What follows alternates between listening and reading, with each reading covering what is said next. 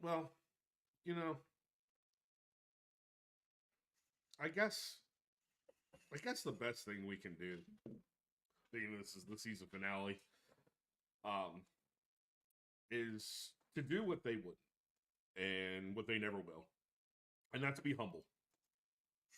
So let's pay our respects to United. They came in, they were the better team, they wanted it more, which obviously that's what we're here for. We'll be talking about that in this episode. But again, humility, something that the other side doesn't typically have. I would like to start this, especially in the era that they're in the era that we're in, by setting the tone and saying, you know what, congratulations, you won, you did it, you made Manchester red for exactly one day, and with that, I think it's welcome to the Snobby Boys.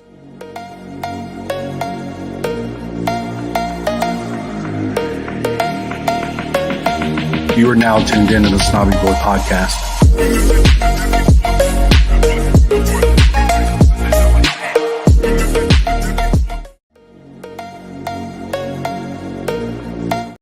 I looked right at the fucking check mark. As soon I was like, is it gonna stop? No. Nope. Gotta press the Loop button. Gotta press the check mark. Holy shit. Alright, guys. Welcome to the season finale episode of the Snobby Boy podcast. I am your host, Colby. That's my homeboy, Joe. You can hear the somberness in my voice. As you can tell, we're a little disappointed at the result this past weekend. But first, let us welcome all of you who are here currently. Guys that are here, and when the guys who are not, or gals, whoever, make sure that you hit the like, hit the subscribe, and hit the notification bell to make sure that you know that when you're up to date with all of our shit. Also, please follow us on SnobbyPod on all of our social medias.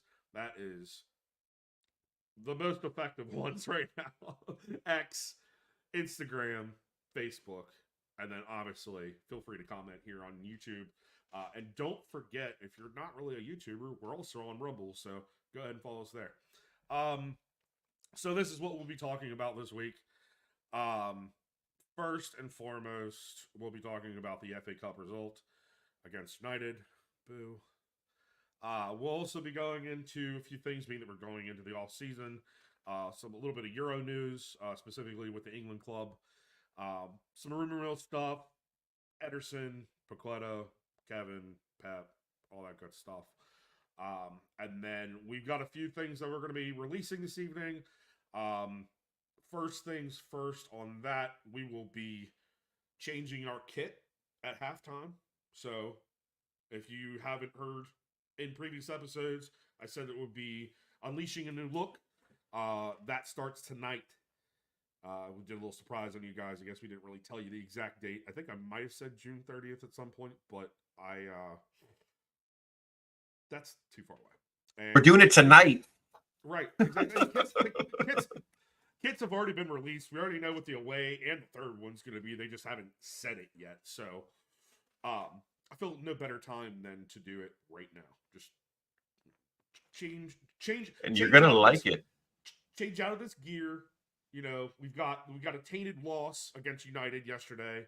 So good to, change some stuff up. So first things first, FA Cup match.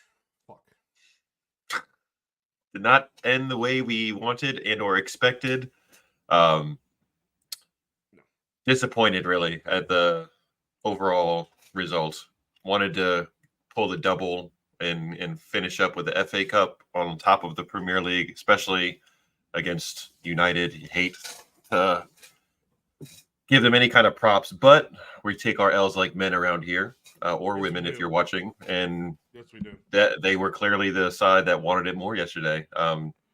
Pep himself came out and did the same thing. He led the charge with being humble. He said, hey, look, my tactics were not good enough today. The boys knew the plan, and clearly it was not the way to go. And we saw that, and proof was in the pudding if you watch the whole match. Obviously, most of us as City fans hopefully did.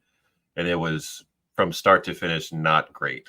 It was fucking. Let's be real. It was nauseating, especially the first half. I mean, second half we expected them to pick things up, and it was just a continuation. Um, I was gutted by the 30th minute. I was just like, I don't know who this team is. I really don't know what the fuck is going on.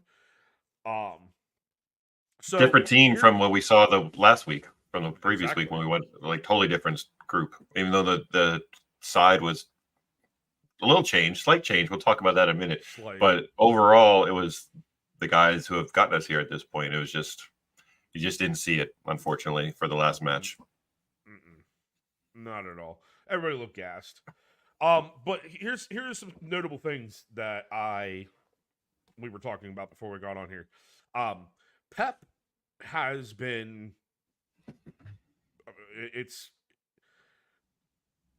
what's the words I'm looking for here? He has a big fluff match once a year at least. Do you think that this might be that one? Like, was this the absolute take a dump? I do think that was the case. You look at years past Champions League where he has second guessed himself to the point of oblivion, and it completely fucking us at the end of a round, if you will. And this one definitely felt like it was that one, because especially coming in at the second half and no shape change, no pace change, no real spark. It was just like turning the key and nothing. You know? Yep, just wouldn't turn over for you. Nothing. Yeah, it was the big difference maker too. Before we go too far, the big difference maker in this game for a lot of City fans, to this point, I'm not so much on the boat as the rest of the people who are saying this, but Kobe Mainoo's tug on Haaland in the box. I mean, obviously that could have given us a goal if it went our way. It didn't. But we'll get into more of that later. Yeah, I would echo you on that too, and not being. I thought it was a PK, but the result that ended up happening, I think, was fair because we weren't very good all game long, and it would have been obviously we want to see us win, but I think we can't argue with the result. Kobe had his back turned to the ball, two arms wrapped around Haaland. To me, that's a PK all day long, but we were not good enough on the day. So I'm not going to bang the drum saying we got screwed or hosed out of something.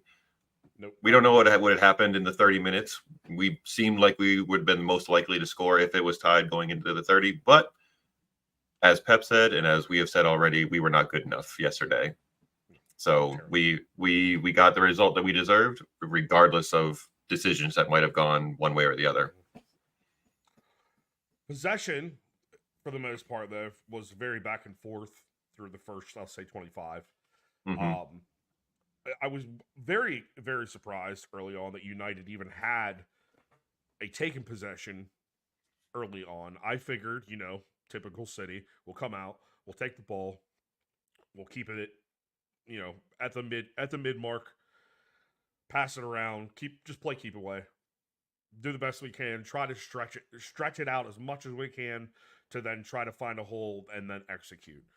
Our attack with Bernardo and Foden and Haaland should have been sufficient on the day, especially with KDB backing it. It was very worrisome to see him come out as early as he did in this match. And I don't know if that was... maybe it was me. I didn't really see him being terrible. I didn't see him being Pinnacle Kev by any stretch. I mean, he was definitely a pace and a half off. Mm-hmm. But I think in that situation, I think other than getting some younger, fresher legs up top, closer to the goal, because Kev is typically going to play in that space in behind Haaland. I think Pep wanted more legs with Alvarez to pressure more up front and maybe give somebody to partner Haaland a little bit more and get guys forward. So, but Kev, he was definitely off the pace, but he wasn't terrible in my opinion either. So I just think he wasn't quite. He's not. He like Holland. He has set the bar extremely high for himself because of how great he's been.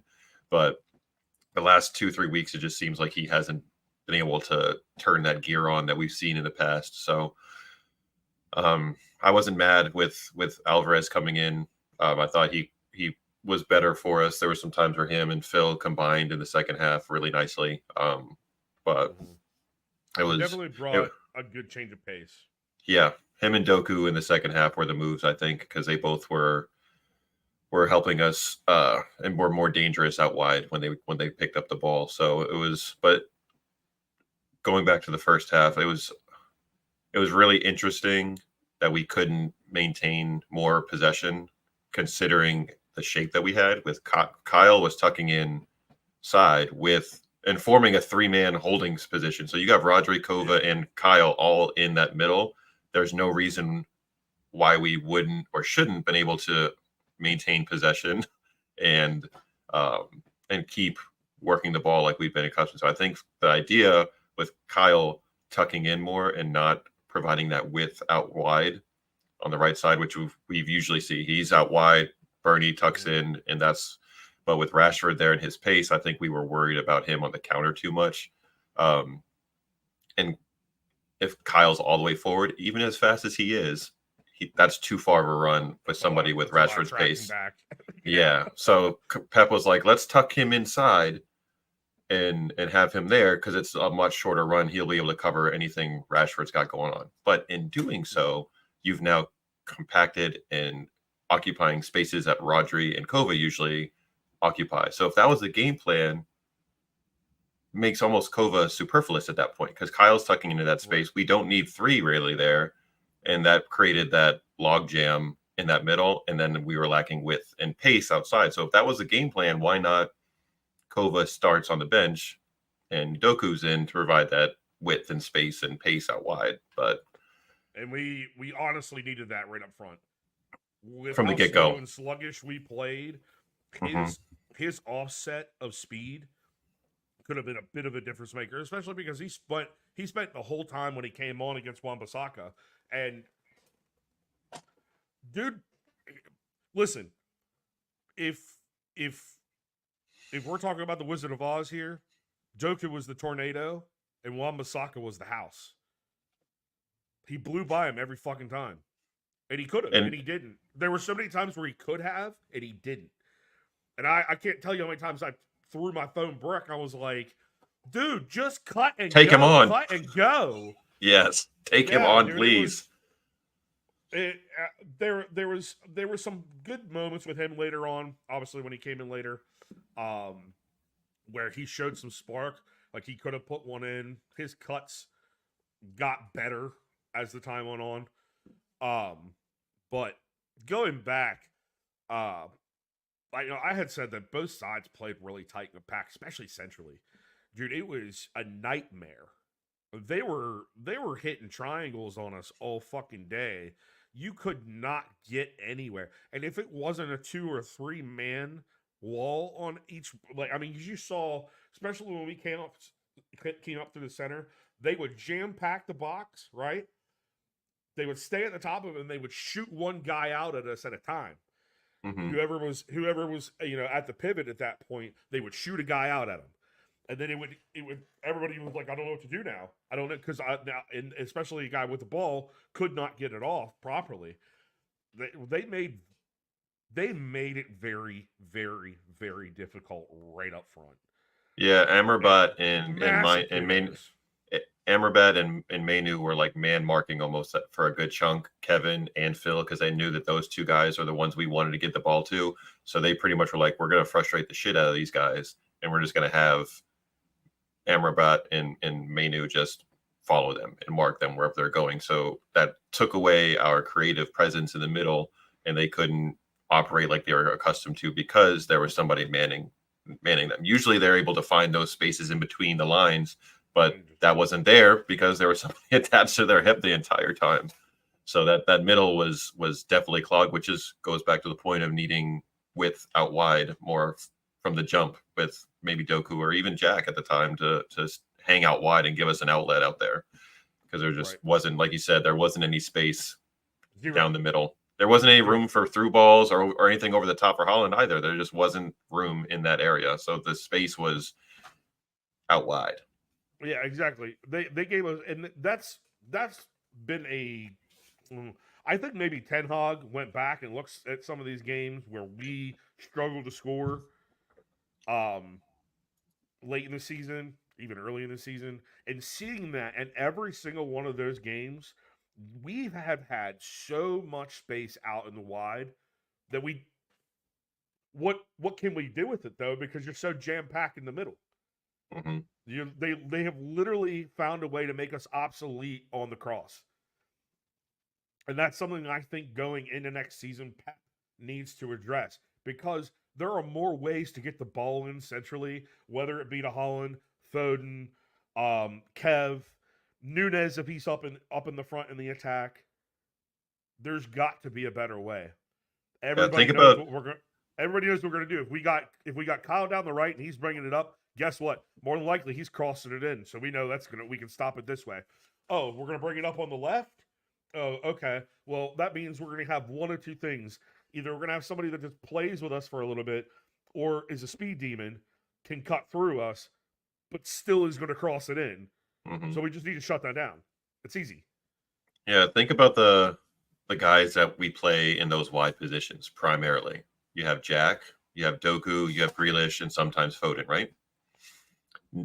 None of those guys' specialty is and he typically plays on the right, and he's a lefty. So if he's going to be putting a cross in, that's not his best spot to do that from. So the best crosser of the ball that we have is Kevin, and he's usually more central. So it's like we just don't have a guy who can consistently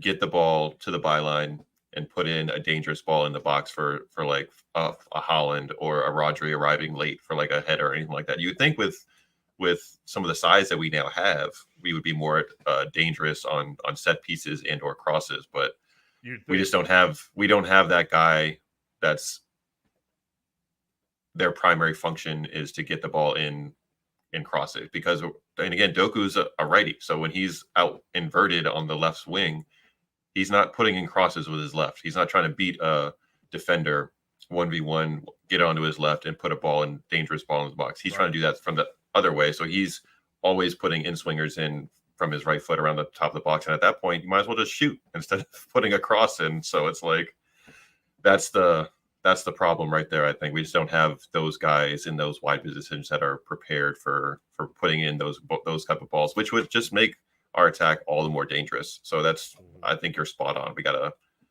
either identify some of those guys in the transfer market or work on it a little bit more in the offseason with some of the guys we do have. This is a direct result of the set piece coach.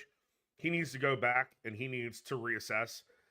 Sometimes when you look at the way that we cross, especially on the corner, the way that the way the set piece coach is building that line makes no sense to me. Why are your biggest guys not in the back? Why don't you have them at least staggered out? You know what I'm saying? You put Ruben in the far back or Yasko or Holland. Fuck's sake, he's supposed to be our goal scorer, isn't he? Stagger them out through that line. And then when that ball gets kicked in, here's the one thing that I fucking notice that I cannot stand. Cannot stand seeing it. We talk about picking up picking up the garbage and shit, right? Here's one thing that I cannot stand. When we go in from a corner, right? There are not enough people moving within the box to be able to have different levels of being able to reobtain the ball.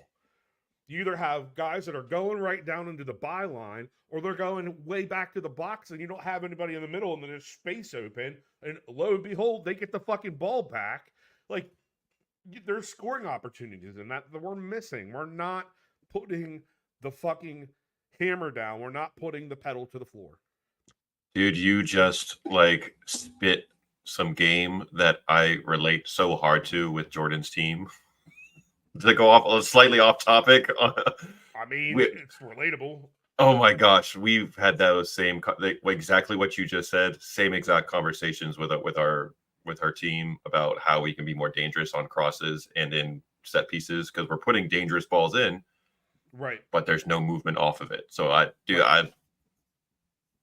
I'm so happy you said that because I felt it right here in my soul, dude. Well, listen, you're gonna tell Jordan, you're like, listen, you're gonna listen to this episode, and you're Tell gonna your relay teammates. this. You're gonna relay this because if he's saying it, I must be right. No, Exactly. Let's talk about the first goal that went in. That was a gift, Ortega, and it wasn't just Ortega. Jesus just Christ, that that was incredibly frustrating. So frustrating because blown wide the fuck open. it's There was no communication between Yoshko and Ortega. Thank you. No communication whatsoever. Yoshko did what he had to do, which was I got to get ahead on this ball. But Ortega, what are you doing outside of the box at that point? You don't need to be outside the box because if Ortega stays a little bit back, he's able to collect that easily from Yoshko, and it goes right over his head. And by the time he's out that far, you can't use your hands anymore, buddy. So you were in no man's land, right, and couldn't help us one bit. You cannot. Oh my God! I'll have to also say that Yoshko did not read that correctly at all, because if he had to do a switchback with his fucking hips the way that he did, he knew he was in the wrong place. He knew he didn't pre-read that and say, maybe I should shift over here in case. No. Flub that one. Big old flubberoo. Yeah, you really don't want to head it back to the keeper in that situation. If that was last ditch defending, he was like, shit, I'm out of position. I got to do something. Let me head this back. But at that point, y'all two hadn't talked one bit. You can see it on the replay. There's none of this happening from anybody. None. So you got to say, keeper, you in this situation, you are the driving force. You got to tell him what you want him to do, and you got to be decisive. You can't just run out and not say shit. If you're going to come out, you got to tell him to get out of the way so you can head it forward and clear it away. Or you say, drop it back to me. I'm here for you. You got to say something though. You can't, there's no in between. And this is exactly what happened. So it's so frustrating when you gift a goal to the other team. Like this was so preventable. And early in the match too, it was a silver platter goal. It was a silver platter goal. Here you go. Here you go. And immediately gets their crowd into it. Their team starts feeling it. And they were in their end. So it made it even worse. Like, yeah. Yeah. We'll get the comments here. Georgie, we'll get to you, my guy. We see all of them coming through and greatly appreciate you in here. We need to get the bad blood out before we start talking. Mm-hmm. Appreciate the mic check though. 36 minutes, guys, until we got a shot on target. And it was the tamest little drop-in nothing shot that Onana barely had to do much with. So it was like 36 minutes. That's the first time we can put the ball on frame. First shot on target. Just not good. Not good. But again, that is not indicative of what was going on during the match because it was still at that point a very back and forth midfield game. There was a lot of change of possession, a lot of sloppy possession, more so on our side than theirs. But all in all, they did take up the bulk of the possession through the first half.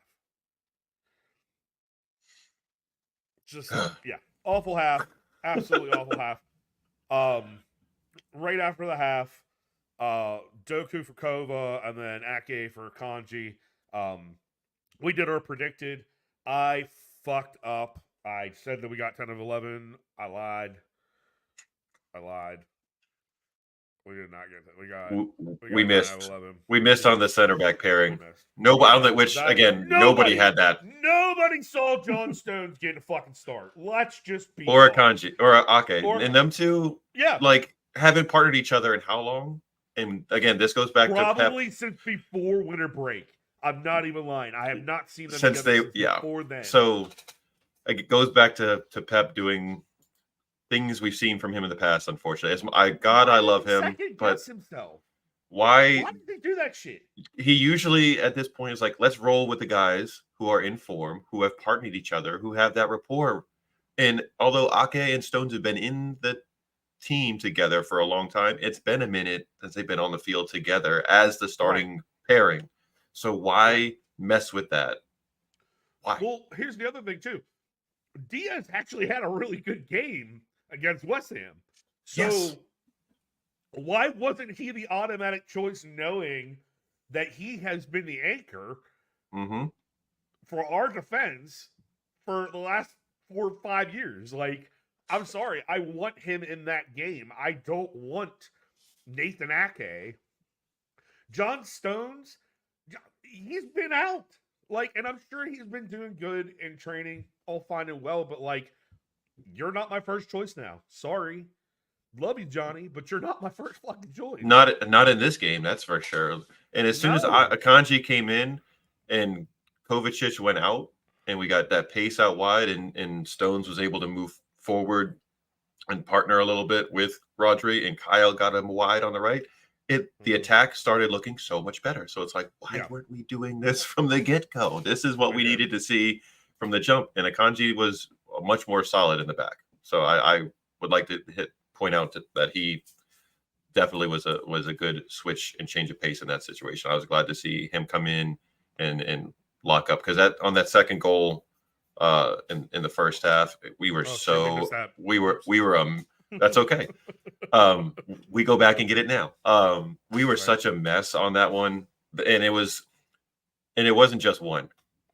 Kyle, you weren't the only one who wasn't tracking back, but in your position, Manu's the one that scored, and he was on your side, and you're just casually. You were not fast as fuck at that time, boy. You were slow as fuck, and you weren't the only one. There were 4 or 5 guys I just saw jogging back, and there was only 3 of our guys actually putting in a shift and trying to get back on that. And this is what happens when we don't put forth our best effort in this situation, and that's what happened. It was a well-worked goal from United. It looked like one of ours. They knocked it around us and went through, and we weren't closing down spaces. We weren't tracking back, and we got punished for it. So it's all on us. That goal, and there was no gifting them that one. We just were not good enough because we weren't trying. They were clinical getting it in, and that's the difference between us and them on this specific match. They came in with a drive, with a hunger, and even like Ten Hag didn't give a fuck that he's leaving. He said, "You know what? I'm gonna just come in here. I'm gonna give everything I fucking got." And Pep said, "I'm gonna take today off."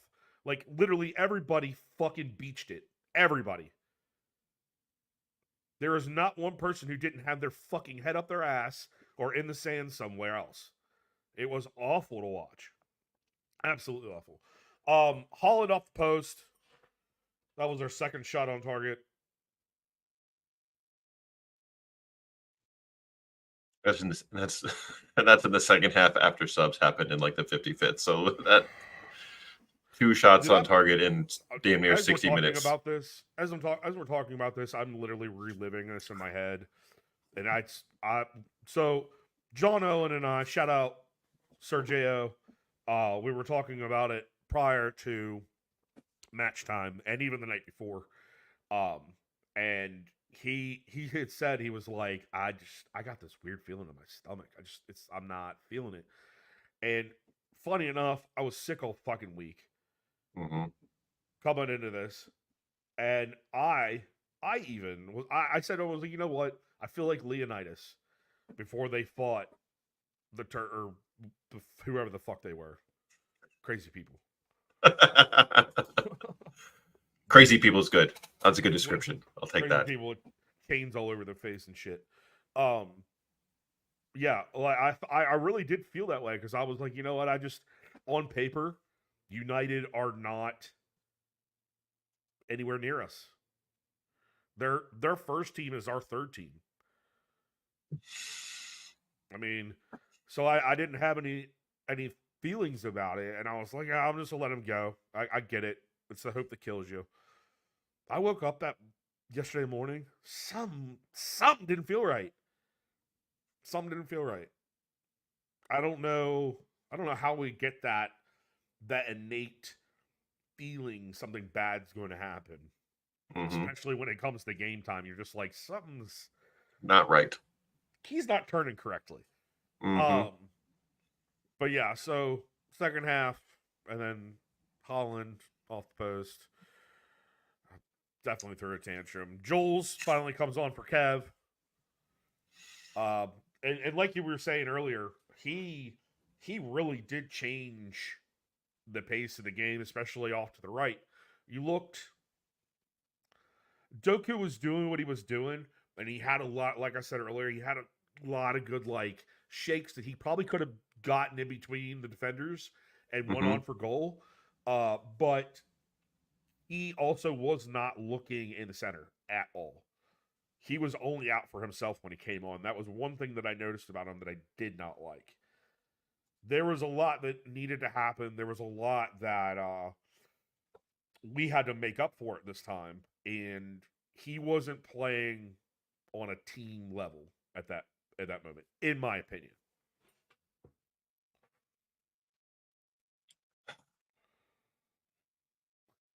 Left him speechless.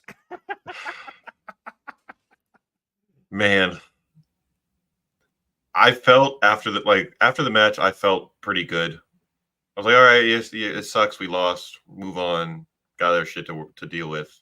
Yeah. But so I was like, cool, I have accepted that we've lost and we're gonna be humbled. But now that we're like recapping all this shit, I just It's sickening. Sickening. That exactly. So I'm trying, man. Sickening. We just, and it's, I don't know if this comes from a place of complacency, but we've become so accustomed to winning, especially these type of matches. Like this was ours. This wasn't anybody else's, and we let them have it.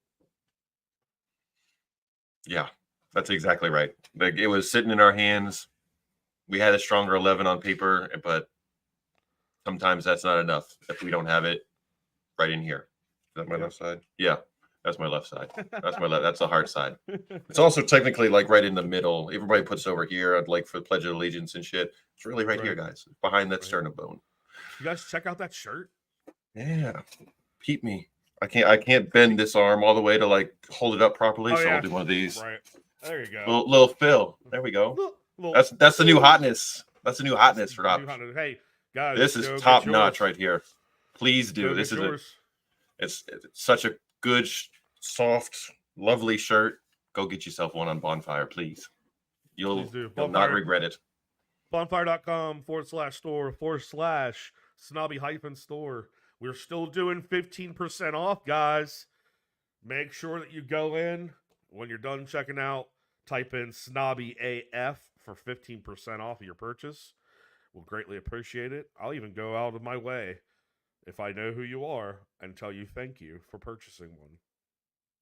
Do we have the size double extra medium? Bro, you've been asking that for fucking 10 weeks. Order one. I done told you 5XL.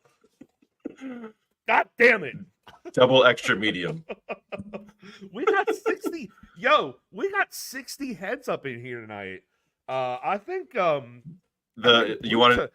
he did. Blue-Tone had a bit of a little he dropped it. Thank you. He dropped he retweeted us and told everybody give the Blues a watch. And that definitely helps. So Tone, if you're watching too, much appreciated, and thank you for supporting us and everybody who's jumping in here and giving us a watch. He will be on with us in a couple of weeks, so be ready. Yes, it's gonna be good stuff. Super excited about that one. Very excited.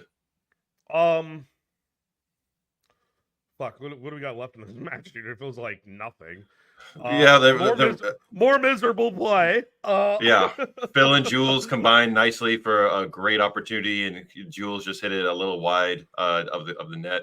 Thought he was going to bury that one, but unfortunately he was not quite on form on that one, and it went wide.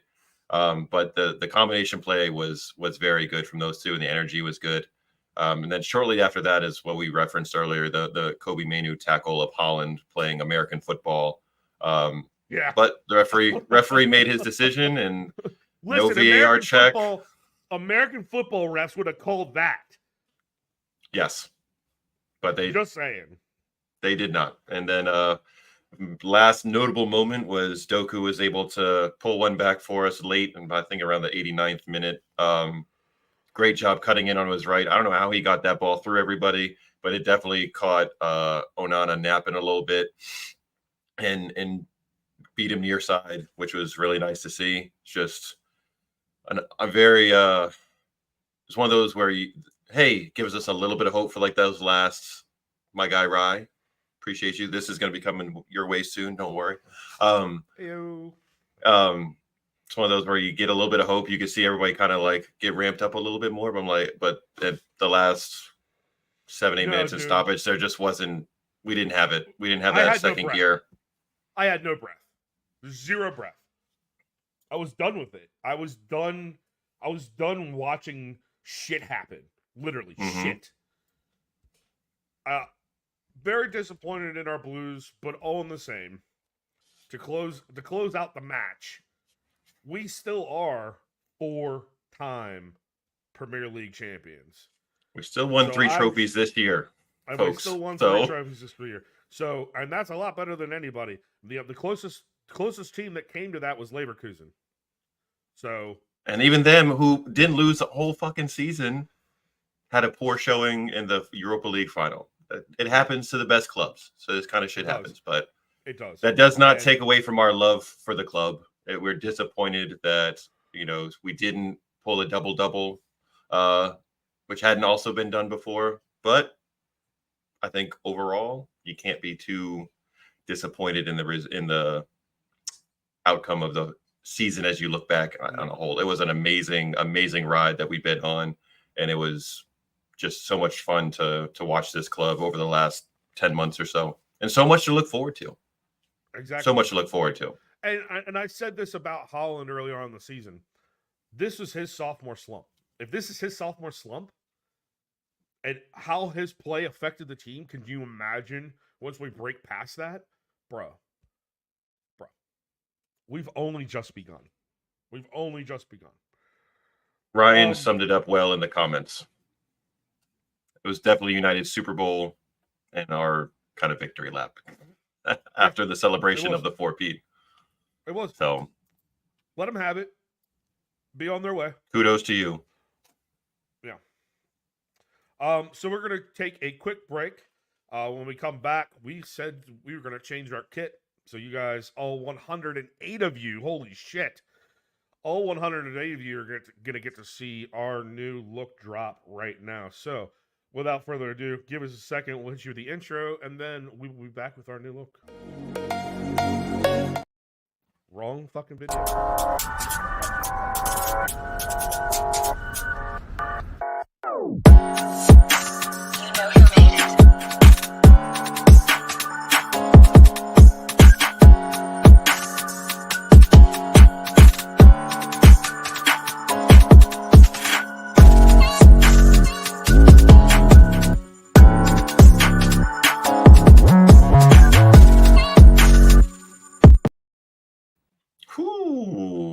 Clean. Look at that hotness right there.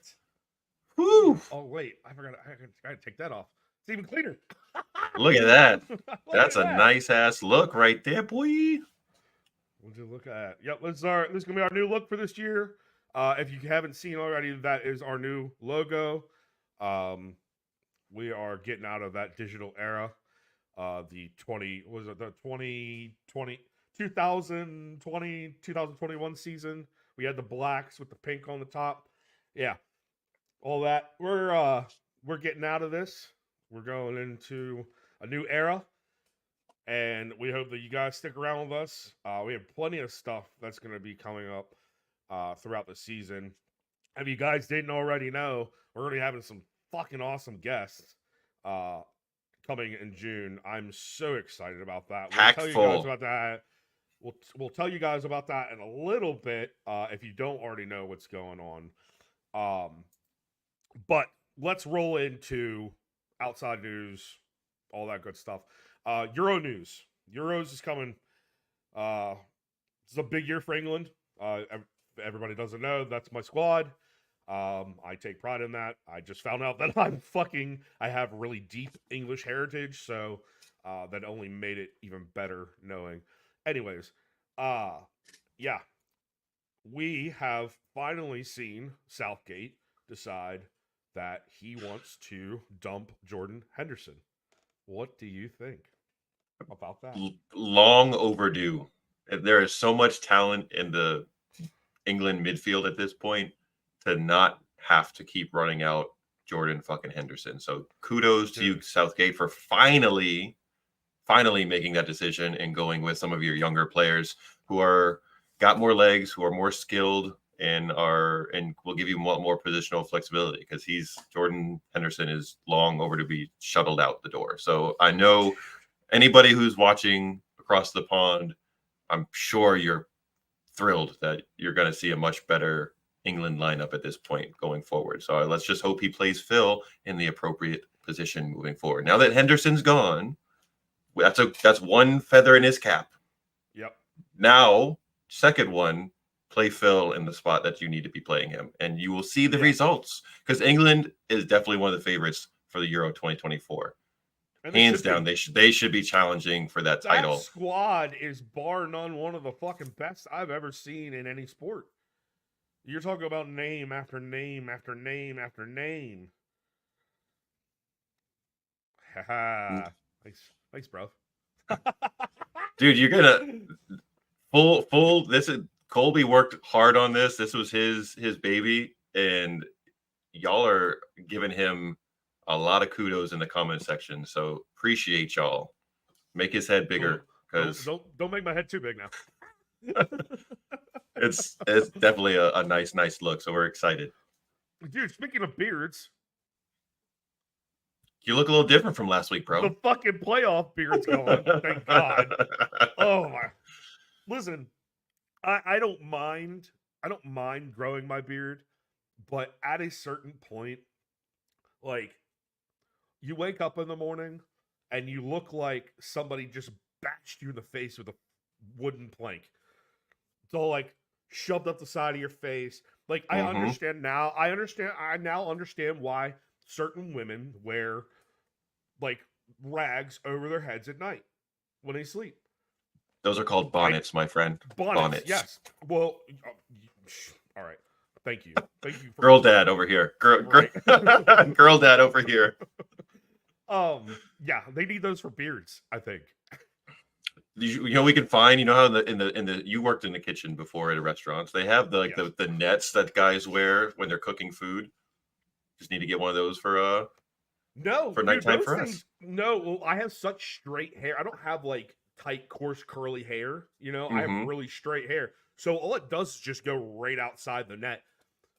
My boss has hated me so much. I'm like, get rid of the beard. I'm like, no. I was like, no, sir. I do not have a prominent enough chin to say yes. Okay. If I had, and you look so handsome with the beard too. Come on, now. Right. If I had a chin like Jay Leno, then I mean, we might be talking. Hey, now. I don't. Pardon our beards. That was Ryan's fault for mentioning. Yeah, right. Do we lose you? Yep. Hit your mic, bro. You might have disconnected it. We'll give you a few seconds. Can you hear me now? Yes, I can. Blame Phoebe, because she just knocked over my light from behind me and messed with things. So that's all on Phoebe right there. Listen, bitch. All right, you need to come over here and listen to the headphones. Golly. All right, so let's get into rumors. Let's start off the big one. Oof. Eddie. Big talks about Eddie going to Saudi. What do you think, bro? What do you think he stays? You think you think he goes and chases the bag? Like what is we have it go both ways. So inside information, if you want it. Our old boy Fabrizio Romano jumped in your boy's DMs on Twitter, yeah, he did. let me know this week that the agents are definitely talking. However, to me, that's his agents just jacking up the price to try to get a new contract for Eddie to stay and just make his weekly salary a little bit higher because they're flirting with other places. If you look after the match, Eddie had all of his family and his kids taking pictures after the Premier League title winning game against West Ham. They're all happy here. We haven't heard a thing from Eddie himself saying, I want to go, I want to leave, I'm looking to go. Not a thing. So until any of that happens, I'm 100% believe the agents are talking to Saudi teams. But if you're 30 years old and you're the number one at the best club in the world in all the land, why would you jump ship to Saudi and move your family who's happy where they're at? Just it doesn't make sense to me. Outside of we're talking to Saudi teams to jump our price tag up when we renegotiate a new deal with City. That's all that is, in my opinion. Others might have other, but what it was funny that I mentioned that on one of the bigger City pages, X page, and I commented that, and Fab went out of his way to jump in there and let me know that the agents are for sure talking. So there you go. Right, that's actually a really good question because this is exactly what I was going to go in on. Because I kind of feel a little bit differently as to what's going to happen with Eddie. I personally, and for most of you that know, I'm new-ish. But what I've seen out of Eddie over the last few seasons, and he's been around with us for what, 8 now? 8, 9? It's 2016 or 17, somewhere around there. So it's about 7, 8 years. So, I mean, is he looking for another challenge? Is he looking for another lifestyle? This is the time that he would probably do it, I would think. I mean, you literally you've accomplished football for a goalkeeper for the most part. Do you want to go on for other things? I can probably see it happening. I won't put it against him. But to be double-sided on this, I can also see them trying to play the money game to get him to stay. Ortega. He's got 2 more years. Eddie's got 2 more years. So his contract is up in 2026. So this is the time to start renegotiating a new deal, not like next year. So now is the time to start that process. Best time to do it. Mm-hmm. Best time. But I would not probably give him any more than 2 seasons extension. We got to see where he's going because I don't really know that I can see Eddie's play being elongated. We'll say that. I don't think he has a very long timeline of being a top goalkeeper. As far as Ortega goes, Ortega has every time that he's had to step up to the plate this season, did what he had to do and did it well. Did he let a goal, 2 goals go past in United? Yeah. I'm not going to put all of that on him. I'm just not. One bad moment. Unfair. Yeah, one bad moment does not define what's been a fantastic season from Ortega from start to finish. He's had a bad moment, but everybody does. When the keeper does, it almost always results in a goal. So you got to give a little bit of grace with that position, knowing that other people have made glaring errors, but there's always somebody else there to clean up your mistake. But the keeper position, you just don't have that luxury. And like I said, we can't let that moment define his time this season with City, because like you said, anytime he's been called upon, see moment against Tottenham against Son, stood on his head 1v1 against one of the best finishers in the Premier League and did his thing cold off the bench. So yeah. I think if Eddie leaves, they need to bring in competition for him, because he also has been flirting with the idea of moving on to get a featured number 1 role for sure. So I think you have, because he's good enough. So I think you have to look into the transfer market. If Eddie decides he wants to go, somebody's got to come in and provide some competition, because Scott Carson in the goalkeeper position signed 1 more year, but he's year 3. He's your locker room guy. He's your eventually probably going to turn into a keeper coach. That's what I was saying. He's an EDS coach in Bloom. Yeah. So we need to find, and there's the thing is Eddie has changed the game with Pep when he came here. The young keepers now all play with their feet. So we can find guys, very few are as good as Ederson with his feet. I will not sit here and say what his skill is replaceable, but there are more young there's more young keepers coming through now that can play with their feet and can provide,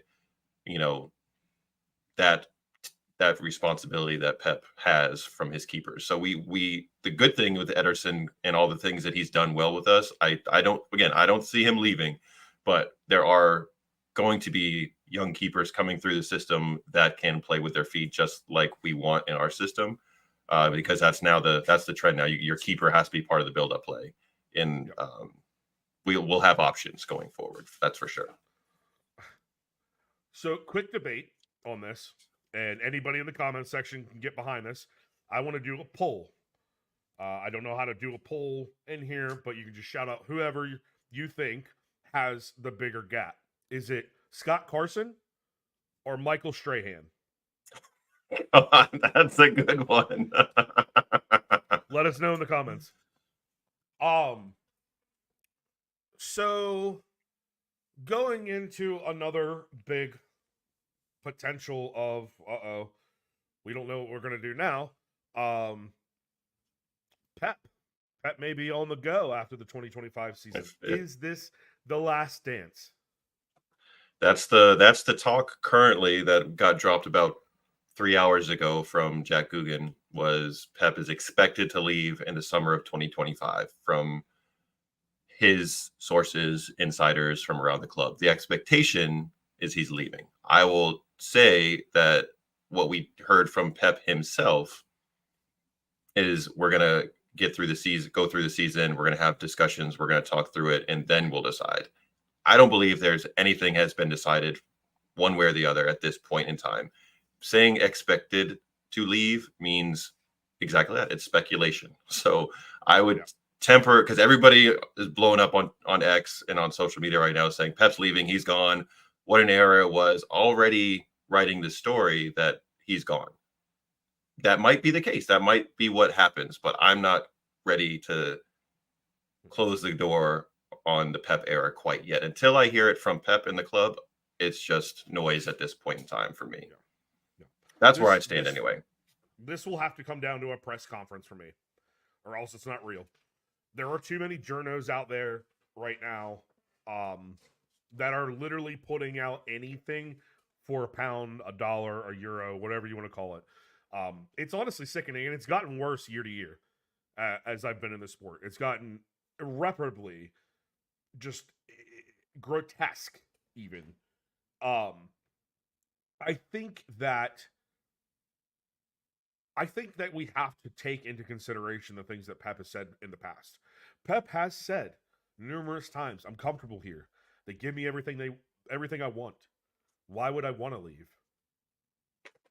Until that changes, I just don't see why he would want to. And why wouldn't you want to have such a prolonged career that equals to somebody like Sir Alex Ferguson and not be there for the same time, if not more? I feel like there is something you have to prove because he had such a long tenure at United. Why don't you match that and then do him one even more? That would be the only way I think you could really top it at this point. Next to that would be going international. And we know Pep loves his golf. I'm sure at some point he's going to want a break from managing in general because he is so intense through trainings, games, off season. The dude never stops. He eats and breathes football. Excuse me. I just had this conversation earlier with our head coach for Jordan's team. But he loves the beautiful games. At some point, he's going to need a break. He's going to need some time off. He wants to be on the golf course and relax. The natural step is to go national team. I think it's worth noting also that the other rumors coming out around this topic is the club themselves are pretty much offering Pep and would like him to sign a long-term extension, which is essentially saying to Pep, we want you here. We love you. You can be here as long as you want. And like you mentioned, Pep wants to stay as long as he's wanted by the club. And they're showing him the love right now, I think, by saying pretty much you have a contract here as long as you want. And from other reports, Cheeky is also reassuring Pep that the majority of the squad want to stay and be here too. So it's like, you have the players you want. We'll go get you more that you want. And we love you. So if he wants to stay and decides to stay, he'll extend. If he's ready for a break, he's 1000% earned it at this club. Cannot ask anything more from him. It will be an extremely sad day in the City fan world when he decides to go. But smile because it happened. Don't cry because it's over. Because it was an amazing ride that this guy brought to us. And I couldn't be more happy and thrilled that he's our manager, at least for one more season. Absolutely. And that's where I'm just going to go with that. And until he says otherwise that he's moving on, I'm just going to enjoy whatever time we have remaining with him. That's all we can do. That's all we can do at this point. Moving on from Pep, Paqueta is definitely not coming. That's done. Not coming. That is done. Some serious charges coming his way. Yeah, that he influenced action on the pitch with cards and intentionally did shit during the game to prop up certain bets. Like, that's a big deal that he's facing at this point. He's obviously coming out with his agent saying it's not true. This is totally unfounded. There's no way we did this. Lawyers speak. Whatever. You're definitely not coming to City now, my guy. No. So that one is out the door. No, especially which opened the door for another person. It did. Brady Guimaraes looks to be the signing of this off season as it stands. We haven't even opened up the window yet, but that seems to be the one that we'll be going after. What do you think, or who do you think, which I think this will just lead us one thing into another, who do you think it will be that we've got to get rid of, or whom he will fill the place of in this current side if he does sign with us? If you look at what Bruno does well, what he does at Newcastle, he's definitely a holding midfielder who will get for at times. So you would look at him as a natural partner for Rodri, which Sure. you would say Kova's been that guy. Sometimes John Stones has been that guy.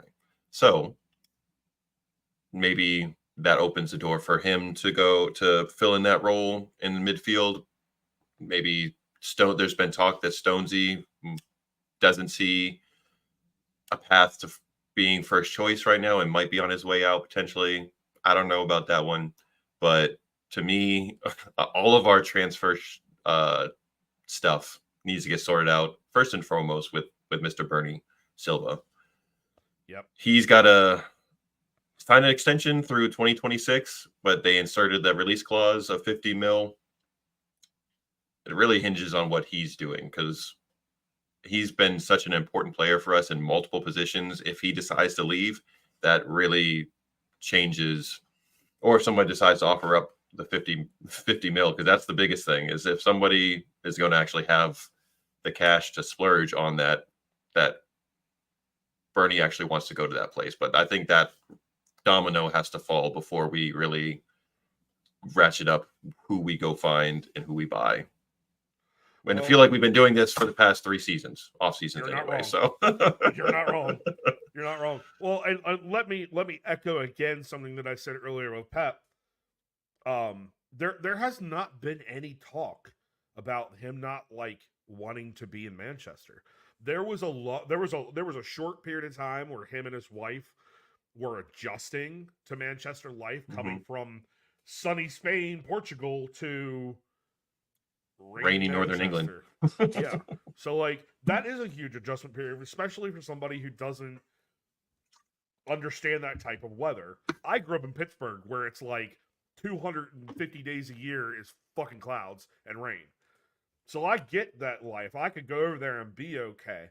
But even now, but conversely, having moved south and having more sunnier days, I can understand why it's such a big adjustment, because you have all that sunshine, you get out there, you feel good, and honestly, getting sun is good for you guys. Hmm. God bless. I know you don't get a lot of it over there, but if you do get some, God, go get it. Go get it while you can. Because it's vital. It's vital to your mental health, the way you perform through the day, whatever it may be. But I'm gonna close down on that part. The fact of the matter is, Bernie has not said I want to leave. I want. There has been the Barcelona talk over and over and over and over. And Shocker. guess what? Right? Exactly. Like, that happens every season. Every season, every off season, every winter window. Real Madrid, Barcelona, City, Bayern, one of the, if there is a spending club in Italy at this fucking point, or PSG, are the ones that are always in the front running. It's not new news, guys. It's the same shit, rinse and repeat. It blows my mind when people get all up in arms about, oh, he's going to go here, he's going to go there. There's no weight to it. It's the same fucking teams they say a player's going to go to all the time. So, with that, Bernie will stay, because there's nobody out there that's got a £50 million budget to get him out and then still have to pay him. It's just not going to happen. And if you, like we've talked about before, if you read into the clubs and areas he's interested in moving to, there's not clubs that are going to be offering up that kind of cash. They don't have the money for it. So Barcelona doesn't have money to wipe their ass. No. So like, they're not shelling out 50 M's. No. And Real Madrid is not going to pay out for him either, because he just doesn't even fit their side, really. I mean, they already have plenty of midfielders. They have tons of middies already. So you have Jude Bellingham, you have Camavinga, you have, what I mean, like Chouameni, you got Modric. Doesn't seem like he's going, so they got plenty. They're not, So did we get our Ferran Torres money yet? That's a great question. Holy shit, that's a great question. I think we did. I think we finally did, but that shit was like 3 years late on the payment. Oh my god. And somehow they still had money to spend on other players when they hadn't coughed up the money for fucking Ferran Torres. What are these fucking levers, right? Like, let me pull another lever. What are these levers, man? We don't get levers in the Premier League. Can we pause on Barca for a quick second and just say what a joke? What a joke Laporta is. You had Xavi ready to leave, saying he's done. Then you, like a jerk off, decided to convince him to stay just to turn around and fire him essentially at the end of the season. Like, what kind of club are you doing this to club legends? You ran off Messi and didn't want him and fuck around with him. Xavi is a legend with the Barcelona community, and you keep doing this stuff to your like club. I just don't understand what they're doing over there. It just makes no sense to me at all. Spaniard on Spaniard crime is what it is. Yeah, like, what are you doing, bro? Like, I don't understand it either. Like, you basically have a byproduct of the best coach in all of football. He said he was going to come back and stay after he was like, "Nah, fuck this shit." And then you tell him to go fuck off? What? He won the league his first year. That is the most toxic relationship I've ever seen in my life. Bro, Jerry Springer could make a show out of that one. Yes. Holy shit. It's unreal. Unreal. Oh, man. So that really kind of caps everything we weren't going to talk about this week. There are a few things that we are going to show you, though. Last week, if you didn't see, Joe's wearing it. We released the Phil Foden Pew Pew shirt. That is currently in our store. If you would like to head on over there to bonfire.com/store/snobby-store, you can take a look at everything that we got in our merch store. Very fairly priced. We do ship worldwide, and we do go up to 5XL on most products. So, shouldn't be any qualms there. But if you didn't catch the whole store link, just jump in any of it's right there at the bottom, and it's also in our bios on our socials too. So just click that open, and it's right there for you too. Yep. You can hit the link tree. It'll tell you everything. We are still doing a 15% discount for all 236 of you that were not here earlier. We are doing a discount on all of our merch except for one shirt, which I'll show you guys here in a little bit. But we are releasing another shirt this week. I know it's a little late, but I just wanted to make sure because I had another one made up just in case. But without further ado, we released the Pew Pew last week. This week, we're going to release the 4-Pete. Take a look at it. Each one of those scenes is from the last 4 years. You see on the Hoisting back. that trophy. Hoisting the trophy. You see on the back, you'll never sing that. Dude, go get yourself one right now. That was our newest one. This is some of our old stuff. We got the Scene Kid, is what I like to call it, because it does emulate the Oasis vibe. There's that one. This is the one that is not 15% off. Sorry for anybody who likes it. It's like, damn it. If you hate Man United, clap your hands. And then a couple of our originals. The No Room for Wankers. We don't have any time for wankers, so if you want to be a wanker, go do one, or we'll go make you do one. Go do one. This is the Take Me Home shirt. This is just a map of Manchester with the coordinates with a dot where the stadium is, and of course our original, the anti-Journo Club. We all hate journos, don't we? I hate them. That's why we're the anti-Journo Club. Facts. Big facts. And we have both ordered off of Bonfire these shirts, the hoodies, all great quality. This is not like a vinyl print on here. It is all within the shirt. It's not going to peel. It's not going to like crinkle and all that kind of stuff. It's so soft and comfy. Big fan of the quality too. So it's not just, a Gildan shirt coming off from Hobby Lobby or Michael's. It's quality merchandise too. So go check us out. Go find one. And all made in-house they print it. We just designed it. Whatever. Originally designed by the Snobby Boys. So copyright. So here's the fun thing about copyrighting this. They really can't do shit. I don't stand for Gildan slander though.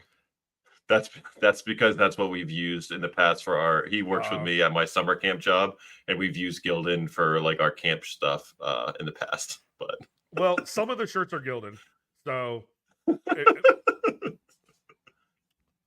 just make sure you don't pick that one.